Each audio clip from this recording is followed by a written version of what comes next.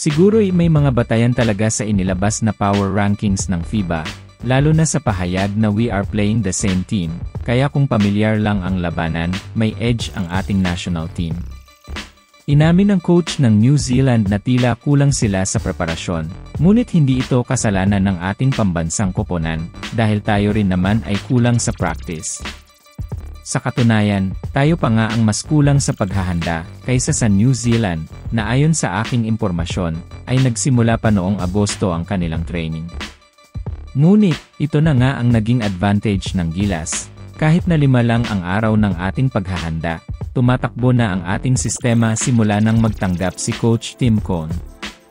At speaking of Coach Tim, ipinagmamalaki niyang sa kabila ng ating tagumpay laban sa Latvia, na nasa number 6 sa mundo, at sa New Zealand na nasa 22, hindi pa natin nakikita ang best team ng Gilas.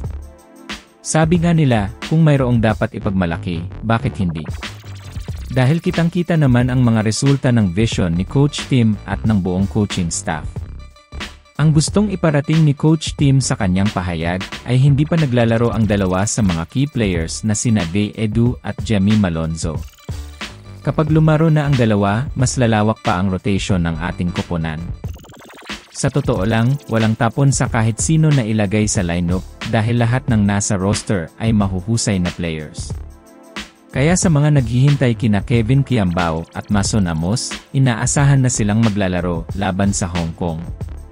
Yan ang mahirap sa kalagayan ng Hong Kong ngayon dahil hindi pa nila nakita sina Amos at Kiambao na parehong DNP sa laban kontra sa New Zealand. Alam naman natin kung anong kayang gawin ni Kikiu at ni Mason Amos na ayon sa FIBA ay isang player to watch. So, yun nga, magiging mas malakas pa ang ating national team dahil kahit hindi pa nakakapaglaro sina AJ at Jamie, ang sistema ay patuloy na nagpapatakbo sa kanilang mga isipan. Sa ipinapakita ngayon ng Gilas Pilipinas sa mga updated stats ng FIBA Asia Cup qualifiers, maraming aspeto ang nangunguna ang ating pambansang koponan. Number 1 tayo sa points per game, total points, rebounds, blocks, at assists. Ang mga ito ay mga vital stats sa basketball at tayo rin ang pinaka-efficient na team. Well, qualifiers pa lang ito, pero ipinapakita na ng Pilipinas ang magandang performance, kaya keep up the good work.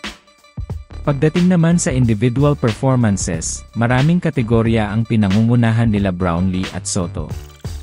Ikalawa si Kai sa rebounds, ikatlo sa blocks, at ikalawa sa efficiency, pagkatapos ni Brownlee. Si Kai Soto rin ang may pinakamaraming double-double sa kasalukuyang tournament. Kung stats ng centers naman ang pag-uusapan, may 4 na area kung saan nangunguna si Kai Soto. Ipinapakita nito na nagsisikap ang ating mga players at maganda ang momentum nila.